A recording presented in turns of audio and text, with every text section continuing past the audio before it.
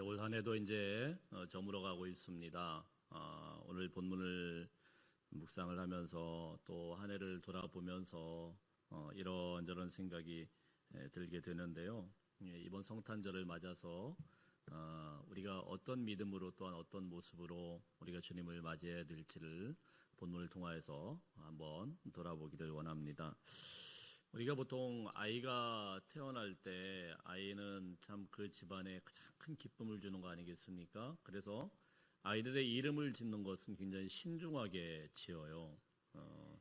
저는 제 이름이 마음에 드는 구석도 있지만 마음에 안 드는 구석도 굉장히 있습니다. 발음하기가요, 이게 보통 어려운 게 아닙니다. 제 아내는 지금까지도 제 이름을 제대로 발음을 못해요. 예. 의라는 게 이게 참 쉽지 않아요. 의, 순 이러면은 외국 나가면은 외국 사람들은 한 명도 발음을 못합니다. 에이, 슌 뭐 이렇게 해가지고 이게 뭐 왜 이렇게 말을 또 순자가 들어가다 보니까 남자 이름에 순자가 들어가다 보니까 이제 좀 어릴 때 좀 놀림을 많이 받았습니다. 순이야 그러면은 왜 그러면 초등학교 책에 기영아 순이야 놀자 이게 나와가지고 그래서 참 그 이름 때문에 어릴 때 많이 아이들하고 다투기도 하고 근데 왜 이렇게 이름을 지어놨을까? 또 그 뜻을 보니까 그런 대로 그냥 그렇게 우리 아버님께서 이 돌림자라는 걸 피하지는 못하고 이렇게 지을 수밖에 없었구나 그런 생각을 하면서 커서 이제 이해를 하죠. 올바르고 순할 순자니까 좀 선하게 좀 살아라. 뭐 아마 이런 식으로 아버님께서 이름을 지은 것 같습니다. 저희 아이를 둘 다 이제 제가 이름을 지어줬는데요. 큰 아이의 이름은 혜빈이고 둘째 아이의 이름은 다빈입니다. 근데 저희 집안에 돌림자들이 있지 않습니까? 그래서 이제 빈자가 있기 때문에 제가 생각을 많이 했어요. 만일에 이 돌림자가 마음에 안 들면 나는 과감하게 가르치우리라 이렇게 생각을 했는데 다행히 여자 이름의 빈자는 이 발음하기도 괜찮고 그런 것 같아서 빛날 빈자입니다. 그래서 큰아이는 지혜 해자를 써서 좀 지혜롭게 좀 빛나라. 다빈이는 좀 마늘 따자 써가지고 많이 좀 빛나라. 뭐 이런 식으로 이제 이름을 지었는데요. 제가 뭐 이 이름을 쭉 이야기를 하는 이유는 누구나 자기 사랑하는 자녀에 대해서 이름을 지을 때 굉장히 신중하게 짓지 않겠어요? 근데 누군가가 자기 사랑하는 자녀를 태어나자마자 굉장히 그 환경이 불우해가지고 이름을 갖다가 멸망이다, 뭐 고통이다 이런 식으로 짓는다고 한번 생각을 해보십시오. 그 아이가 자라나면서 계속 이름이 불려지면서 멸망아, 멸망아, 고통아, 고통아, 내가 너만 안 낳았으면 참 괜찮았을 텐데 뭐 이러면서 이 부모님의 이 한설인 그 이름이 거기 그대로 드러난다고 한번 생각을 해보십시오. 여러분 우리는요 이 마리아라는 이름을 생각할 때 마리아가 지금은 워낙 뭐 서양에서도 많이 쓰이고 또 이 마리아라는 이름이 굉장히 고귀한 것처럼 여겨지지만 사실 이 마리아라는 원뜻이 무슨 뜻이냐면은 쓰다, 고통스럽다라는 뜻이에요. 그러니까 좋은 이름이 아닙니다. 이 부모가 아이가 태어나면서 이름을 짓는데 너무 쓰디쓰고 너무 고통스럽고 끔찍스럽고 그래서 막 이 아이를 갖다가 앞으로 이 아이가 끔찍하게 이 세상을 살아나가는데 얼마나 어렵고 고통스러울까 그래가지고 끔찍이 좀 이상하죠. 끔찍아 뭐 이런 식으로 부른다고 하면 이거 얼마나 안타깝습니까? 근데 실제로 마리아가 그런 이름을 가지고 태어났다는 거예요. 그 당시에 마리아가 태어났을 당시의 상황을 보면은 어느 정도 좀 이해가 되긴 합니다. 당시 이스라엘은 오랫동안 나라를 잃어버렸고 자신의 국권도 없이 수많은 사람들이 디아스포라로 흩어져 있었습니다. 이 나라 저 나라로 옮겨 다니면서 수백 년 동안 대대로 이어오면서 자기의 나라를 국권을 회복하지 못하고 옮겨 다니게 되었는데 아수르와 바벨론, 페르시아를 거쳐서 이제는 잠시 회복되는 줄 알았는데 로마라는 철의 로마라는 엄청난 나라가 이스라엘을 지배하면서 이제는요 더 이상 비전이 없어요. 다시 돌이킬 수 있는 비전도 없고 다시 그 나라에 가서 회복할 그런 방법도 없고 다시 예전의 영광이 일어설 거라는 그런 소망도 없고 나라가 너무 엉망진창이 되어 있는 상황입니다. 근데 그 당시에 이스라엘을 다스리는 헤롯 왕이라는 이 왕은 어찌 보면은요 이스라엘 백성들에게 볼 때는 말도 안 되는 사람이 지금 지배를 하면서 왕인 척하고 행세를 하고 있는 거예요. 이방인이었습니다.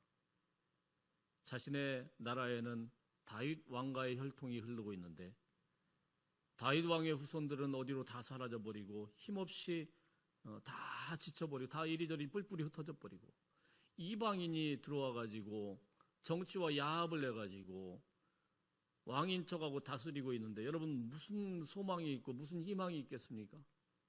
나라가 이 모양 이 꼴이면은 그렇다고 하면은 그 나라에서 또 똑바로 된 그런 정신이라도 똑바로 박힌 그런 위대한 지도자들이 있으면 괜찮은데 지도자들과 제사장들은 다 한통속이 돼가지고 매관매석과 온갖 그런 부정부패가 일고 있는 그런 나라. 그런데 안타깝게도 그곳에 이 마리아는 다윗 왕가의 혈통이 흐르고 있었다라는 겁니다. 얼마나 비참하겠어요.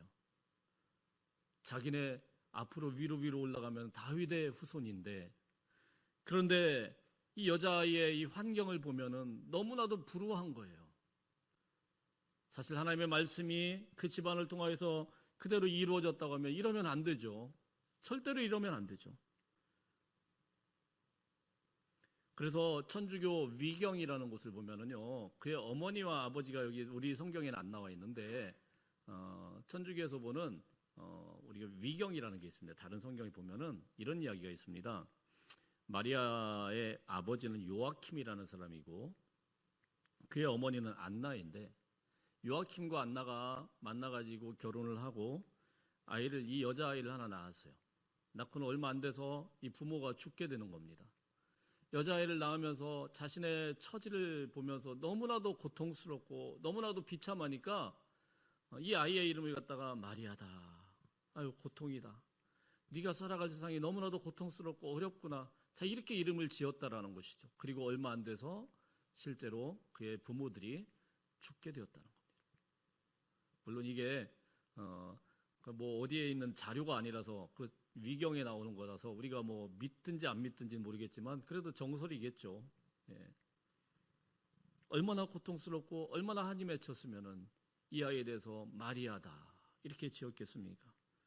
그리고 이 아이는 그 고통의 이름을 가지고 부모 없이 처녀 고아로 자라날 수밖에 없었다라는 사실입니다. 당시에 많은 부모들이 자신의 신세를 한탄하듯이 아이의 이름을 짓고는 했습니다. 우리가 잘 아는 사무엘상 4장 말씀에 보면은요, 엘리 제사장의 그 가문에 큰 비운이 찾아오게 되죠.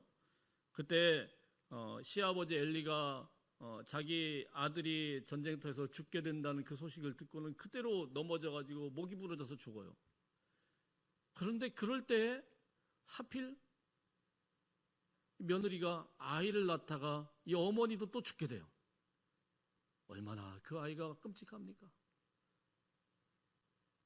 하루아침에 자기 남편 죽었죠. 시아버지는 그 소식을 듣다가 뒤로 넘어져가지고 목이 부러져서 죽었죠.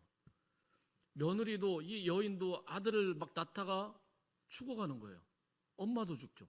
그렇게 태어난 그 아이, 그 이름이 뭔지 아세요? 이카봇이라는 거예요. 이카봇. 얼마나 끔찍했으면은 이 엄마가 죽어가면서 너 왜 태어났냐 이러면서 하나님의 영광이 우리를 떠났다. 이름을 갖다 그렇게 지어놨어요. 하나님의 영광이 우리를 떠나. 하나님이 우리 버려버렸다. 자 이렇게 지어버렸어요. 그러니까 사실 그런 것과 같이 오늘 마리아의 그 가정 환경은 대단히 불우합니다. 태어나면서 부모가 볼 때 이 아이가 앞으로 이 험한 세상을 어떻게 살아갈 것인가? 이 아이가 이 끔찍한 세상을 어떻게 이겨나갈 것인가? 내가 이 아이를 지켜내지도 못하는데 그러면서 죽어가면서 이 아이의 이름을 마리아다. 마리아다. 너무나도 고통스럽다. 이렇게 이름을 지어 놓았다는 것입니다. 그런데 여러분 오늘 말씀해 보면은 이렇게 쓰디쓴 몰약과 같은 이름을 가진 마리아에게, 아무도 거들떠보지 않았던 고아일 뿐인 고아 소녀 마리아에게 주님의 천사가 찾아오게 되는 것입니다. 그리고 천사가 그에게 인사를 하는데요. 28절 한번 읽어보겠습니다. 28절 시작. 그에게 들어가 이르되 은혜를 받은 자여 평안할지어다 주께서 너와 함께 하시도다 하니. 천사가 와가지고 뜬금없이 어느 날 천사가 쑥 나타나가지고 은혜를 받은 자여 평안할지어다 이렇게 이야기합니다. 이게 마리아에게 어떻게 들렸을까요? 뭘 은혜를 받아요? 자기 인생을 볼 때 환경을 봐도 그렇고 나라의 꼴을 봐도 그렇고 앞으로 되어질 일도 보아도 그렇고 내가 무슨 은혜를 받습니까? 아마 그런 마음이 맨 처음에 들지 않았겠습니까? 더군다나 또 이 은혜를 입은 자여라는 이 말은 전통적으로 어떤 때 주어지는 말씀이냐면은 천사들이 와서 누군가에게 은혜를 입은 자여 이렇게 이야기할 때는 구약 성경에 있는 위대한 선지자들을 택할 때 주는 말씀입니다. 또 왕을 택할 때 주는 말씀입니다. 하나님의 독특한 은혜를 입은 자여 이렇게 되어질 때. 근데 여러분 이 16살, 17살밖에 되지 않는 이 마리아가 갑자기 천사가 쑥 나타나가지고 자기의 처지를 볼 때는 너무너무 고통스럽고 비참하고 부모님도 없고 이렇게 자라나는 이 고아 이 마리아가 이 이야기를 쭉 듣게 됐는데 하나님의 은혜가 임했다라는 것이 어떻게 들리겠습니까? 그래서 마리아가 깜짝 놀라가지고 29절 말씀 한번 읽어봅니다. 29절 시작. 처녀가 그 말을 듣고 놀라 이런 인사가 어찌함인가 생각하며 깜짝 놀라죠. 깜짝 놀라가지고 그 말을 듣고 아니 도대체 이런 인사를 하는 이유가 뭐냐? 깜짝 놀라게 됩니다. 자, 그랬더니 우리 30절부터 33절까지 좀 깁니다만 우리 함께 읽어보겠습니다. 시작. 천사가 이르되 마리아여 무서워하지 말라. 내가 하나님께 은혜를 입었느니라. 보라 내가 잉태하여 아들을 낳으리니 그 이름을 예수라 하라. 그가 큰 자가 되고 지극히 높으신 이의 아들이라 일컬어질 것이요 주 하나님께서 그 조상 다윗의 왕위를 그에게 주시리니 영원히 야곱의 집을 왕으로 다스리실 것이며 그 나라가 무궁하리라. 천사가 이제 마리아에게 쭉 설명을 하는 내용인데요. 네가 아들을 잉태하여 아들을 낳으리니 그 이름을 예수라 하라. 구원자 예수라 하라. 이렇게 말씀을 합니다. 이스라엘 백성들은 어린아이부터 노인에 이르기까지 이사야 7장에 있는 이 말씀을 모르는 사람이 아무도 없어요. 처녀가 잉태하여 아들을 낳으리니, 자, 이 말씀을 그 이름을 임마누엘이라 할 것이다. 이 말씀을 누구나 다 알아요. 근데 갑자기 그 말씀을 쓱 끄집어내면서 바로 내가 그 주인공이다 이렇게 말씀을 하는 거예요. 내가 바로 그 주인공이다. 메시아가 오실 것이고 그가 다윗의 왕위를 회복하실 것이다. 내가 잉태하게 될 것이다. 여러분, 이 마리아가 이 말씀을 처음 들었을 때 이 말씀이 얼마나 부담스러웠겠습니까? 얼마나 이게 도대체 무슨 말인가? 황당하고 얼마나 믿겨지지 않았겠습니까? 마리아는 사실 이 엄청난 말씀을 듣고 이해가 되고 아멘이 되는 것이 아니고 그 말씀이 있다라는 건 알고는 있지만은 굉장한 부담감이 있었던 것 같아요. 굉장히 두려워했어요. 근심 가운데 빠지게 되죠. 그리고는 마리아가 고민하다가 다시 한번 천사에게 질문을 합니다. 우리 34절 한번 읽어볼까요? 34절 시작. 마리아가 천사에게 말하되 나는 남자를 알지 못하니 어찌 이 일이 있으리까? 그 내용이 뭔지는 알아요. 처녀가 잉태하여 아들을 낳을 것이다. 내용이 무엇인지는 아는데 그럼에도 불구하고 나에게 그런 일이 어떻게 일어납니까? 나는 처녀인데요. 남자를 아직 알지 못하는데요. 나는 아직 소녀일 뿐인데 어떻게 이런 일이 있습니까? 당연하죠. 말이 안 되죠. 어떻게 처녀가 임신을 합니까? 그랬더니 천사가 또 대답을 합니다. 우리 35절 읽어봅니다. 시작. 천사가 대답하여 이르되 성령이 내게 임하시고 지극히 높으신 이의 능력이 너를 덮으시리니 이러므로 나실 바 거룩한 이는 하나님의 아들이라 일컬어지리라. 아멘. 저는 이 말씀을 쭉 읽으면서 여러분 다 아시는 말씀이지만은 이 대화를 쭉 길게 누가복음에 써놨지 않습니까? 이걸 보면서 참 이런 생각이 들었어요. 하나님께서 한 사람을 이 여리디 여린 이 한 소녀를 설득하기 위한 그런 작업들이 그렇게 강압적이지 않구나. 궁금하면은 다시 이야기해주고, 이해가 안 되면 다시 말씀을 해주고, 강제로 막 밀어붙이고 강제로 따라오라, 강제로 아니면 안 된다 막 이렇게 이야기하는 것이 아니고, 이 마리아가 이해할 때까지, 마리아가 그것을 갖다가 충분히 설득되어지고 아멘 할 때까지 계속해서 대화하고 설명하는 그런 천사의 모습, 하나님의 이 기다리는 그런 모습을 보게 되는 것입니다. 사랑하는 성도 여러분, 우리 인생에도 그런 것 같아요. 하나님께서 우리를 예수님을 믿는 이 믿음의 그 과정을 이끌어가는 것을 보면은 어떤 분들은 믿음이라는 건 한번 아멘하고 고백하면 그것이 끝이라고 생각을 합니다. 그렇지 않아요. 계속되는 우리 질문들이 생겨요. 이게 맞는 것인가? 내가 과연 이걸 제대로 하고 있는 것인가? 신앙생활이라는 게 이렇게 해서 되겠나? 뭐 이런 생각을 하다가도 막 갑자기 팍 치밀어 오르면 또 그냥 들쭉날쭉하면서, 그러면서 우리는 사실 지난 1년 동안을 오지 않았겠습니까? 저에게는 그런 일이 없었을까요? 저도 있었죠. 하나님을 믿는다고 하면서도, 목사라고 하면서도 계속 부딪혀가면서 하나님 제가 제대로 하는 거 맞습니까? 이렇게 강하게 설교를 해놓고는 집에 가서는 또 막 퍼져가지고 또 이러고 있다가 목사가 이러면 안 되지.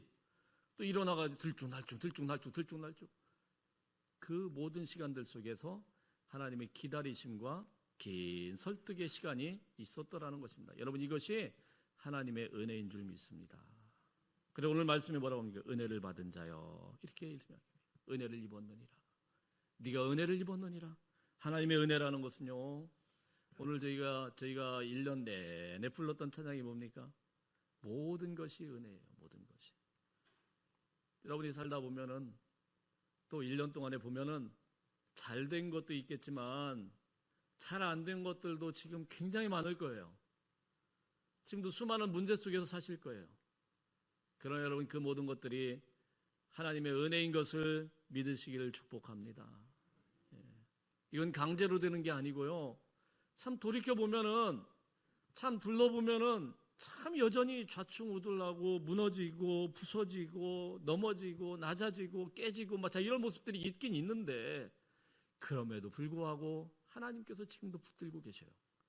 하나님 나를 버리신 게 아니고 계속 설득하고 말씀하시고 들려주시고 마음을 두들겨주시고, 그래서 우리가 힘겹고 어렵지만은 지금까지 오시게 된 거 아니겠습니까? 하나님은요, 우리에게 차근차근 설명해 주시고 설득해 주신 그런 하나님이신 걸 믿으시길 바랍니다. 그래서 여러분, 제일 무식한 게 뭐냐면은 전혀 믿어지지도 않는데, 전혀 되지도 않는데 무조건 믿으라는 거예요. 그건 사실 성경을 조금 무식하게 받아들이는 거예요. 물론 그런 경우도 있기는 있습니다. 가끔씩은. 일단 믿는다 그랬는데 나중에 또 믿어지는 그런 경우도. 근데 여러분, 하나님께서는요, 절대로 그렇게 강압하지 않아요. 우리가 조금 부족해 보여도 계속 말씀하시고 설명해 주시고 의문이 있으면 풀어주시고, 자, 그렇게 해서 하나씩 이 마리아의 그 믿음을 점검하면서 끌고 나가는 모습을 보게 됩니다. 자, 마리아에게 설명할 거 다 했어요. 자, 성령께서 너에게 임하시는 것이야, 지극히 높으신 이의 능력이 너를 덮으실 것이야. 자, 이렇게 말씀을 했는데도 마리아가 이게 쉽게 받아들여질 리가 없죠. 나에게 당한 그런 상황인데 어떻게 받아들여집니까? 그랬더니 이제 천사가 어떻게 보면 최후의 설명입니다. 36절 볼까요? 36절 시작. 보라, 내 친족 엘리사벳도 늙어서 아들을 배었느니라. 본래 임신하지 못한다고 알려진 이가 이미 6달이 되었나니. 마리아의 친족 할머니입니다.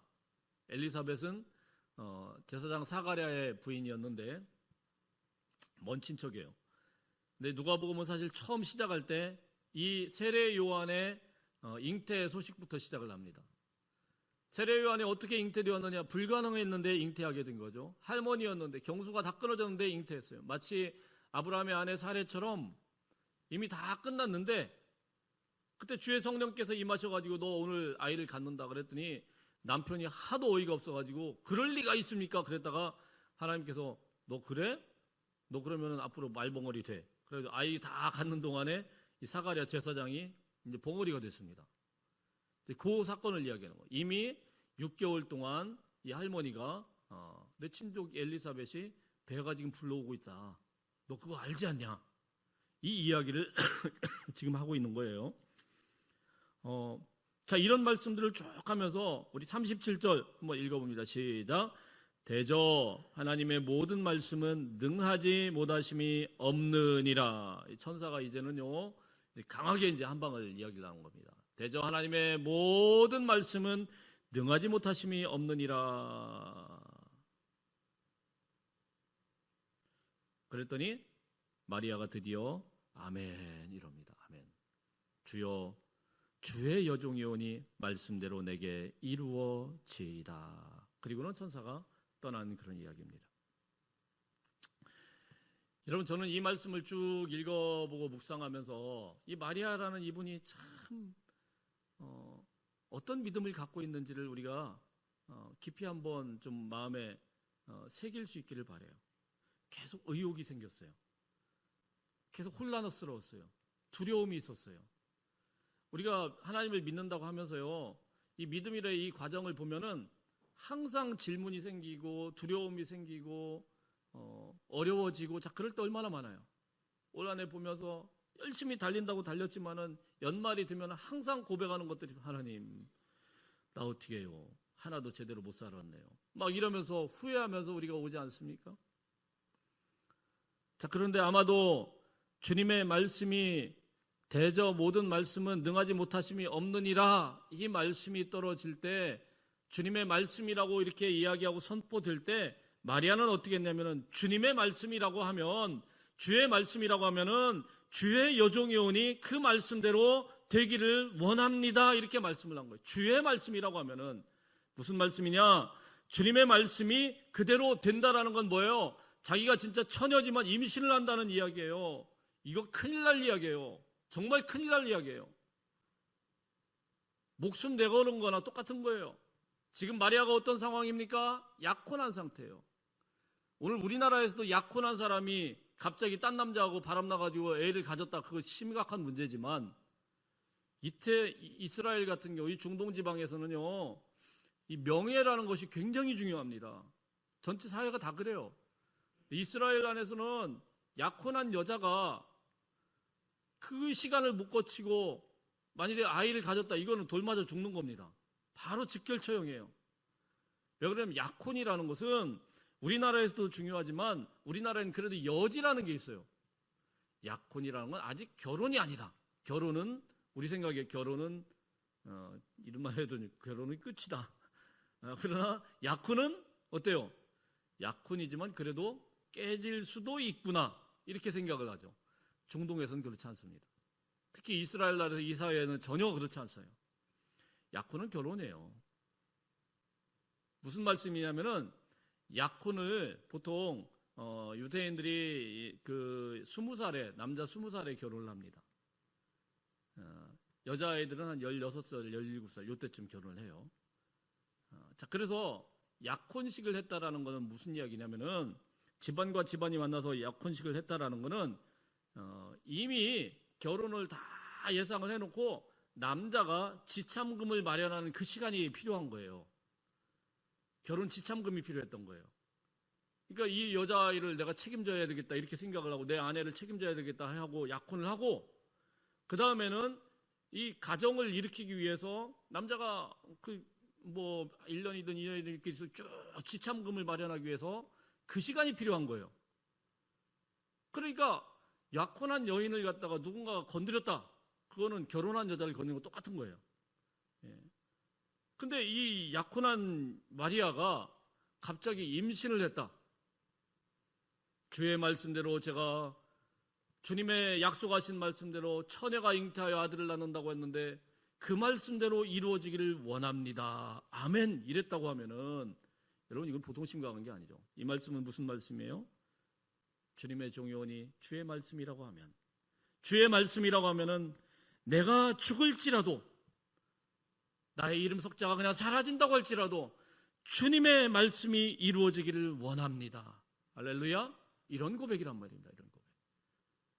에스더서를 보면은 에스더가 자기의 민족을 구원하기 위하여서 금식하면서 죽을 각오로 누구에게 나갑니까? 아하수에로 왕에게 나가요. 아하수에로 왕에게 이 왕비가 사실은 나가면 안 돼요. 불러주기 전에 나간다라는 큰일 납니다. 그때 아하수에로 왕에게 나가면서 뭐라고 이야기합니까? 죽으면 죽으리라. 진짜 죽을 각오로 나간 거예요. 나갔다가 왕에게 그냥 바로 죽임을 당한다고 하더라도 우리 민족을 향하신 그 하나님의 뜻을 이루기 위하여서 내 한 목숨 그냥 죽는다고 하더라도 그냥 나가겠다. 그래 나갑니다. 마리아도 똑같습니다. 이 말씀은 곧 내 말씀에 내 몸에 주의 말씀이 이루어진다라는 것은 이걸 아멘하는 순간 진짜로 죽을 수 있는 아주 위험한 그런 아멘인 거예요. 참 놀랍지 않습니까? 어떻게 마리아가 이것을 아멘을 할 수가 있었을까? 근데 참 더 놀라운 거는요, 요셉이에요. 요셉.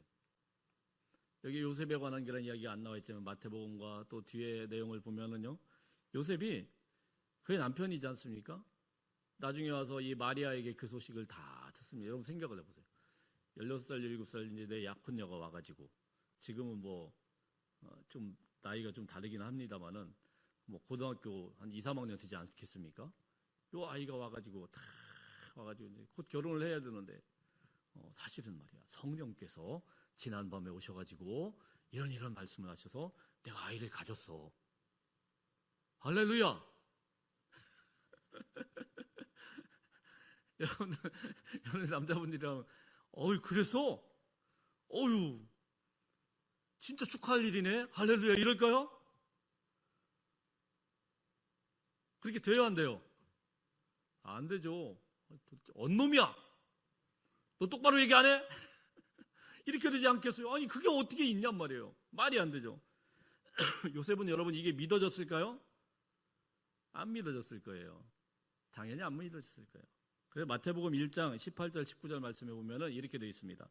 예수 그리스도의 나심은 이러하니라. 그의 어머니 마리아가 요셉과 약혼하고 동거하기 전에 성령으로 잉태된 것이 나타났더니 그의 남편 요셉은 의로운 사람이라 그를 드러내지 아니하고 가만히 끊고자 하여. 요셉은 마음에 완전히 100% 믿어져서 그런 게 아니고 그럴지라도 이 마리아라는 사랑하는 여인을 위해서 그냥 가만히 덮어두고 그냥 저 아이를 내 아이인 것처럼 이렇게 기르고자 그렇게 했던 것 같아요. 그런 이 점이면 참 멋지지 않겠어요? 이 정도라고 하면은 여자들 입장에서 참 멋있죠? 예. 자, 그런데 그 이후에가 문제입니다. 그 이후에 요셉이 굉장히 갈등을 하겠죠. 두려워하겠죠. 자, 그런데 주의 천사가 요셉에게 나타납니다. 그리고 요셉에게 이야기를 하는데 똑같이 말도 안 되는 이야기를 하는 거예요. 네 아내 데려오기를 두려워하지 말아라. 그런 성령으로 잉태된 그런 아이니까 두려워하지 말아라. 그랬더니 요셉이요 그 말을 듣고 똑같이 아멘 이런 거예요. 할렐루야. 참 놀랍지 않습니까? 너무 놀라운 거예요 사실은. 아니 여러분 우리가 뭐 이렇게 쭉 읽고 있지만은 한 사람 한 사람을 보면 이게 참 놀라운 기적 아닙니까? 마리아도 마찬가지고 요셉도 마찬가지고. 어떤 목사님께서 성경 공부를 막 하다가 보니까 이 마태복음을 하다가 이 본문이 나온 거예요. 처녀로 잉태했다 이 이야기를 하는데 막 성경 공부를 하다가 막 이 똑똑한 사람들이 이제 듣다 보니까 아니 목사님 제가 다른 거는 다 이해를 하겠지만 그게 어떻게 가능하냐. 틀림없이 거기에 숨겨놓은 어떤 놈이 하나 있을 거라고. 근데 성경에는 지금 비밀로 같이 막 이렇게 따지고 있으니까 목사님 뭐 할 말이 없잖아요. 나도 잘 모르겠다 뭐 이러면서 뭐 그랬는지 하여튼 할 말이 없으니까 가만히 듣고 있던 장로님이 이렇게 보더니 야 시끄러. 야 요셉도 믿었는데 니까지 게 왜 안 믿어?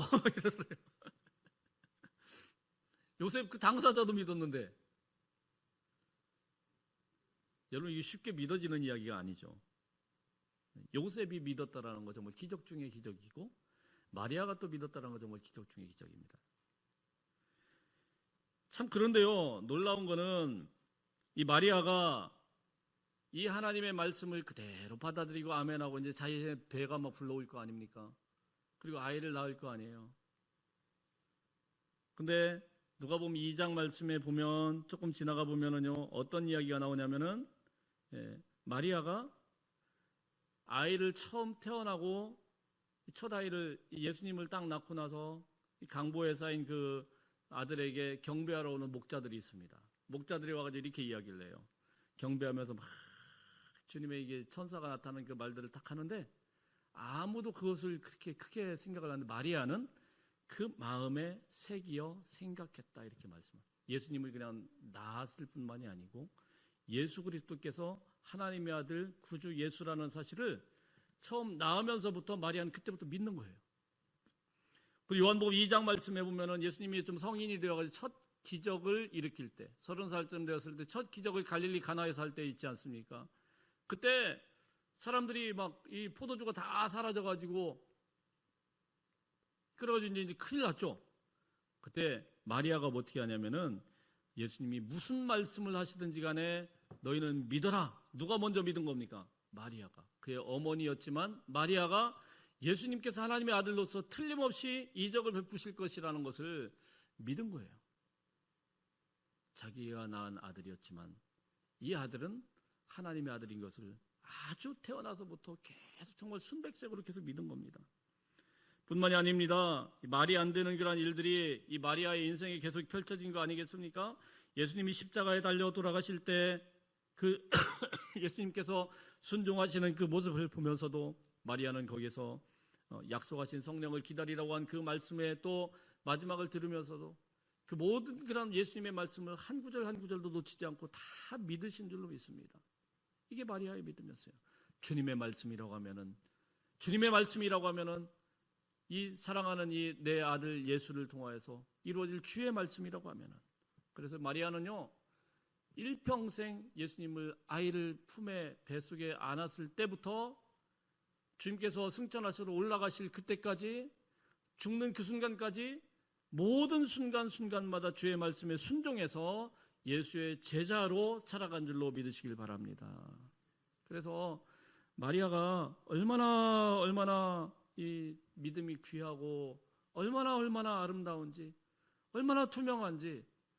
초대교회 때 그 후에 이제 이 천주교회 보면은 스테인드 글라스라는 걸 하지 않습니까? 거기 이제 그 스테인드 글라스 할 때는 다른 사람들은 다 이렇게 색채를 입히는데 마리아를 입힐 때는 투명하게 했대요. 너무나도 그냥 투명한 거예요. 이 믿음이 너무 투명한 거예요. 그냥 주님의 말씀이면 그냥 아멘. 주의 말씀이면 그냥 순종.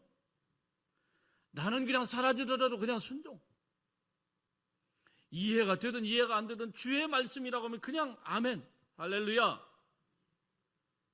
나는 그냥 사라지고 나는 부서진다고 하더라도 주의 말씀이면 그대로 이루어질 줄로 믿습니다. 이게 마리아의 첫 번째 크리스마스, 첫 번째 순종의 모습이었다는 사실입니다. 사랑하는 성도 여러분, 말씀을 맺으면서 우리가 성탄을 맞으면서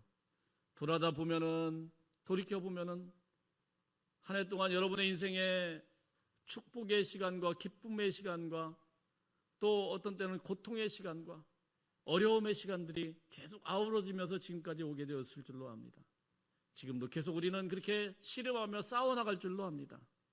그러나 그럼에도 불구하고 마리아가 맞았던 그 하나님의 말씀처럼 주의 말씀이 우리 가운데 떨어지게 되면 예수 그리스도께서 우리의 구주로 나셨다. 예수 그리스도께서 우리의 모든 죄를 담당하셨다. 주님의 말씀이라고 하면은 우리가 아멘으로 순종할 수 있는, 맑고 투명하게 마리아처럼 아멘으로 응답하고 순종할 수 있는 하나님의 백성들 다 되시기를 주의 이름으로 축복합니다. 우리 기도하겠습니다. 하나님 아버지,